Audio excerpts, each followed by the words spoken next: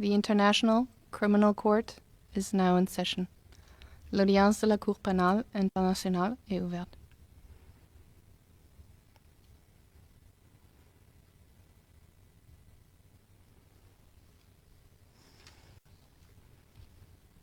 Please be seated. Veuillez vous asseoir.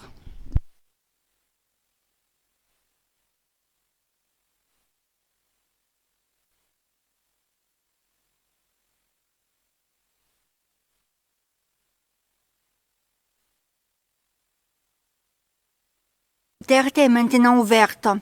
Je souhaite la... Good morning. I would like to welcome everyone inside and outside of the courtroom.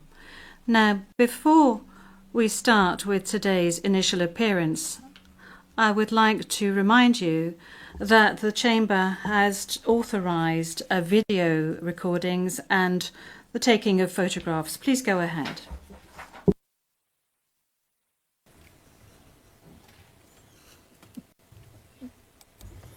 Je vous remercie. Vous avez une... Thank you. You have 1 minute to take photographs and record videos.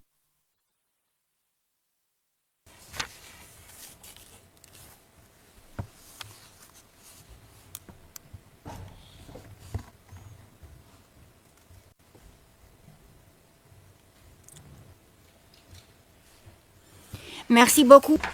Thank you very much. Court officer, could you please call the case?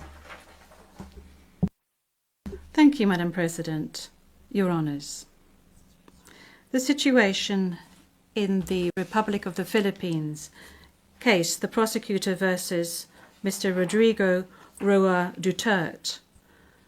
Case number ICC 0121 0125. And we are in open session. Merci beaucoup. Thank you very much. I will now ask the parties to introduce themselves, starting with the Office of the Prosecutor. Please pause before speaking and speak slowly to allow the interpreters to interpret appropriately. May I ask you to introduce yourself and to confirm whether the list of your staff that I received prior to the hearing is correct, Mr. Prosecutor?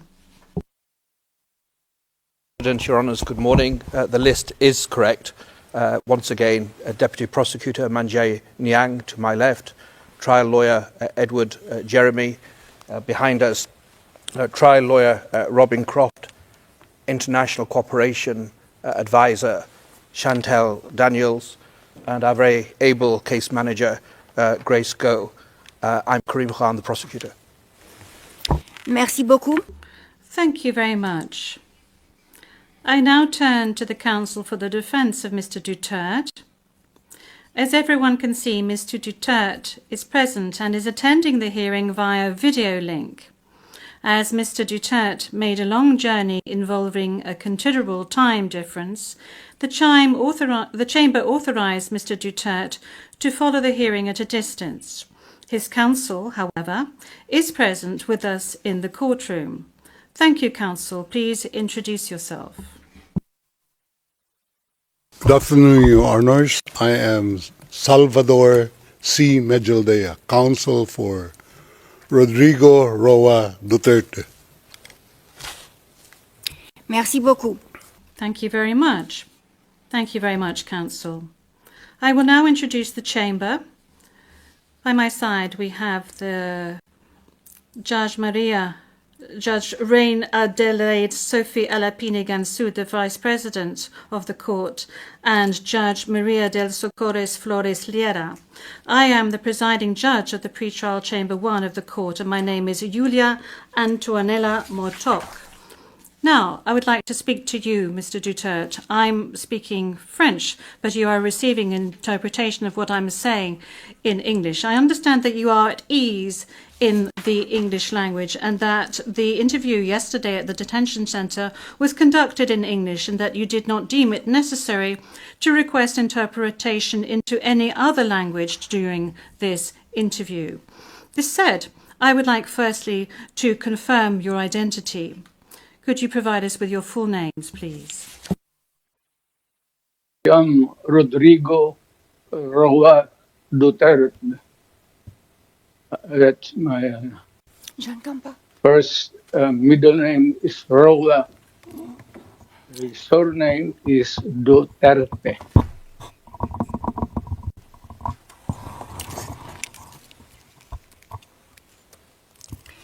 Merci beaucoup. Thank you very much. What is your date of birth? Again, ma'am.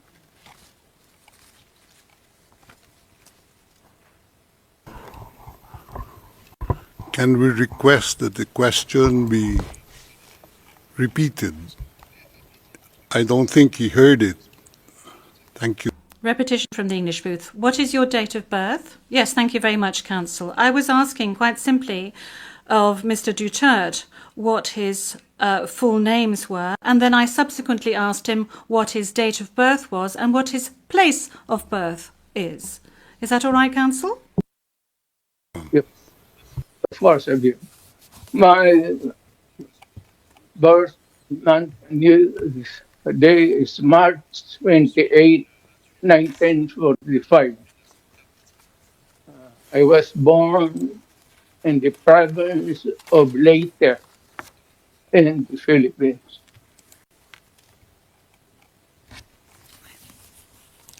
Merci beaucoup. Thank you very much. As a preliminary point. Very well. Thank you, Mr. Duterte. As a preliminary point, it is useful to clarify the nature and limited scope of this first appearance hearing. Today's hearing is neither the start of the trial, nor is it a confirmation of charges hearing. During today's hearing, no evidence will be collected or presented, and the issues of Mr. Duterte's guilt or innocence will therefore not be addressed.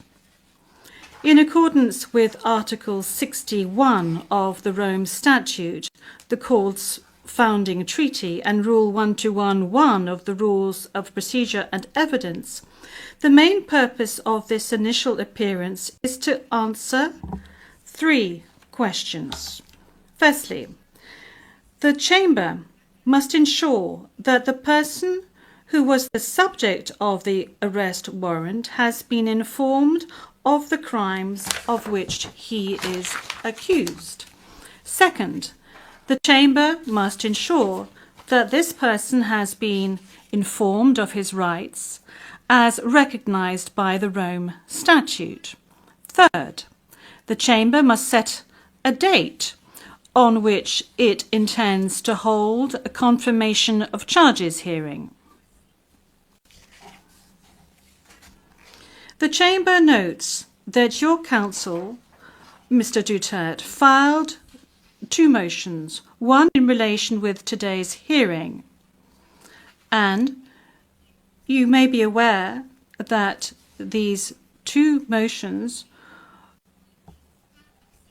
have not been accepted by the Chamber because of the nature of today's hearing. No further discussion on the matter is necessary during this hearing because, as I said at an earlier stage, the aim of this hearing today is to introduce the parties and to ascertain the charges and to set a date for the confirmation of charges hearing at a later stage. With regard to the first point, I recall that Mr. Duterte has received a copy of the warrant for his arrest and that a redacted version of the prosecutor's application for the issuance of the warrant of arrest is public. I will now ask the court officer to read the charges against him. The charges will be read in English. Please, over to you, Madam Courtroom Officer. Thank you, Madam President. Your honours. On 7 March 2025, Pre-Trial Chamber 1 concluded that there were reasonable grounds to believe that Mr. Duterte is criminally responsible pursuant to Article 25(3)(a) of the Rome Statute as an alleged indirect co-perpetrator for the crime against humanity of murder pursuant to Article 7(1)(a) of the statute as follows. A. Murder of at least 19 persons, allegedly drug pushers or thieves, killed by members of the Davao Death Squad in various locations in or around Davao City, Philippines between 2011 and 2016. B. Murder of at least 24 persons, allegedly criminals, such as drug pushers or thieves or drug users, killed by or under the supervision of members of the Philippines law enforcement, sometimes with the assistance of persons who were not part of the police, at various locations in the Philippines between 2016 and 2019. Merci beaucoup, Madame la... Thank you, Madam Courtroom Officer. Mr. Duterte, I'm not going to ask you to stand up because I know your condition, so I'm going to allow you to remain seated. You have just heard the reading of the charges, which are in accordance with the content of the arrest warrant you received. This means that you have been informed of the crimes of which you are accused. And this concludes the examination of the first point mentioned above. I will now turn to the second point, which concerns your rights as a suspect before this court. I will summarize some of these rights, which are of particular importance at this stage of the proceedings. Those rights are as follows. You can benefit from the assistance free of charge of a competent interpreter and benefit from the necessary translations to meet the requirements of fairness. You have the right to have the time and facilities necessary to prepare your defence and to communicate freely and confidentially with the counsel of your choice. You have the right to remain silent, and you cannot be forced to testify against yourself or to confess guilt. You can also make statements in your defence without taking an oath. In addition to any other disclosure provided for in the statute, the prosecutor must disclose to you, as soon as practicable, evidence in his possession or at his disposal that shows or tends to show your innocence or to mitigate your guilt, or that could undermine the credibility of the evidence against you. At the confirmation of charges hearing, you can contest the charges, challenge the evidence presented by the prosecutor, and present evidence. There will be no trial if the charges are not confirmed or if the proceedings against you are completed. You have the possibility to make an application for interim release pending trial. And finally, Mr. Duterte, you have the right to be informed as soon as possible and in detail of the nature, cause, and content of the charges in the language that you fully understand and speak. Counsel, have you understood? Yes, we're listening, Ma'am. We're listening, and before it ends, may we be allowed to present a manifestation on the circumstances behind the delivery of Mr. Duterte in this chamber.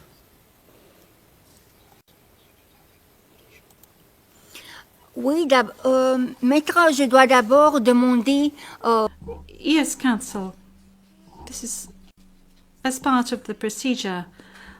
And as we've said since the very outset, I need to ask Mr. Duterte himself to make observations as to the condition of his surrender to the court and the conditions of his detention at the detention facility of the court since his arrival.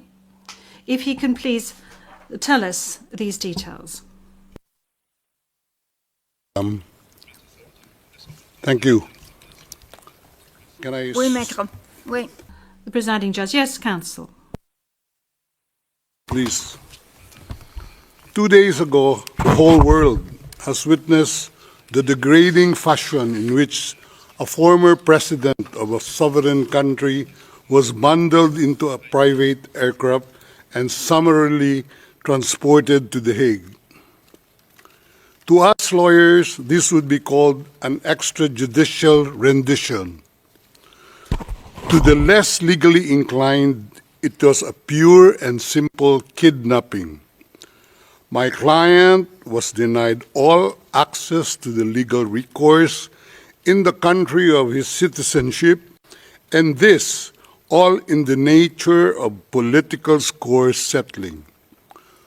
Two troubled entities struck an unlikely alliance, an incumbent president who wished to neutralize and choke the legacy of my client and his daughter on the other hand, and a troubled legal institution subject to delegitimization and desperate for a price cuts and a legal show today on the other hand. With this in mind, it is not surprising that my client was abducted from his country. ICC private jets do not drop out of the thin air. That jet which received my client was coordinated in advance. The UAE is not a state party to the ICC and has no obligation to cooperate with the court. Yet my client sat in transit in that country for more than 5 hours. I invite the registry's representative to present today in court to explain to the judges exactly how they believe this transfer was anything other than a gross abuse of process. Given the precipitous arrival of my client, an elderly man with debilitating medical issues, hard of hearing and poor of sight, he was taken to a hospital for observation. Only this morning have I met him for the first time with less than an hour to discuss legal issues. I have not been able to present him with a hard copy of the arrest warrant because we were not supplied with such. I have not even been able to explain to him what the prosecution requested when seeking the issuance of the arrest warrant. This is because the chamber only established a redacted version of the prosecution request last night.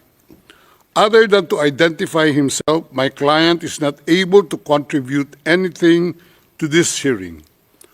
Most importantly, he is not able even to tell you that he has been informed of the charges as contained in the arrest warrant for a reason more pertinent to which I alluded in my written request to this honorable pretrial chamber this morning, and which is confidential in nature.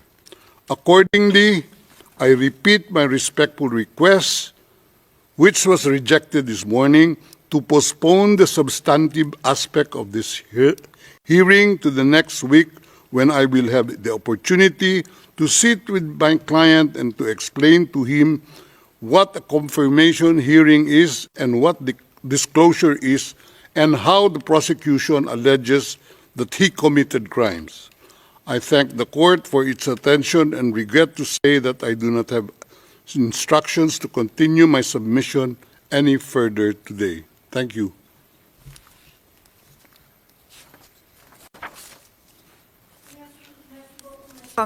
D'abord, concernant Thank you, Counsel. Now, with regard to the health issues of Mr. Duterte, I believe that the court has taken specific measures with regard to his health situation, and I note that subsequent to his arrest and when he arrived at the detention centre, the court's doctor was of the opinion that you were fully mentally aware and fit, and that you have undergone further checks and tests at the detention facility. And when you broached health matters, that's saying that you were not able to come to the hearing, the doctors who consulted with you were of the opinion that Mr. Duterte was not in a position to come to the hearing physically, but that if he gave a written permission, he would be able to take part via video link. Now, that is with regard to the health matters that you just mentioned. They are very important, especially concerning the matter of age. Now, with regard to the rights of Mr. Duterte, we have before us the registrar's or the registry's report that says that Mr. Duterte has been informed of his rights, including Articles 66 and 67 of the Rome Statute, and that that he is aware of his rights and that he is also aware of the charges against him. We have before us the report of the registry saying that he was also aware of the warrant of arrest in the English language and that he is very well versed in the English language. Once again, you have the possibility of these charges being read in English, which was the case today. I have read to you in the French language the rights that he has, Mr. Duterte, before this court, and I'd like to specify once again that this is an initial hearing in order for Mr. Duterte to be aware of his rights and the charges against him. And then there will be a full procedure that will unfurl leading up to the confirmation of charges that will enable Mr. Duterte to raise all the matters that you have just raised with regard to the warrant of arrest, with regard to the crimes committed, with regards to the charges and any other matters associated with his arrest, and the matters of jurisdiction of the court. You have the opportunity to do this throughout these proceedings leading up to the actual confirmation of charges hearing. Now, counsel, with regard to your request for another hearing to be held next week, well, your initial request, that was, this was not accepted by the court. Now, you have seen the two decisions of the court that have been disclosed to you, and you are aware of the fact that these two decisions were refused. And this is by dint of the fact that this first initial appearance hearing does not need much preparation, as I have said to you on a number of occasions. I am now going to move on to the third stage, which is to set the date for the confirmation of charges hearing. After assessing all factors, including the need for the parties and participants to adequately prepare, as well as Mr. Duterte's rights, including his right to be tried within a reasonable time, the date for the commencement of the confirmation of charges hearing is September the 23rd, 2025. I would add that in accordance with Rule 1217 of the Rules of Procedure and Evidence, this date may be postponed by the Chamber depending on the progress of the proceedings, either on its own motion or at the request of the prosecutor or the defence. Before concluding this hearing, I would like to inform the parties of the next procedural steps. First, I would like to recall that in accordance with Rule 1212B of the Rules of Procedure and Evidence, the Chamber holds status conferences to ensure a small exchange of information under satisfactory conditions. These conferences are organised either ex officio or at the request of the prosecutor or the defence. Secondly, a set of decisions will be taken in a timely manner to ensure that the proceedings progress smoothly and expeditiously. More specifically, I am referring in particular to a decision on the arrangements and procedure for the disclosure of evidence, and a decision setting a timetable for the disclosure of evidence in such a way as to ensure orderly and efficient disclosure between the parties.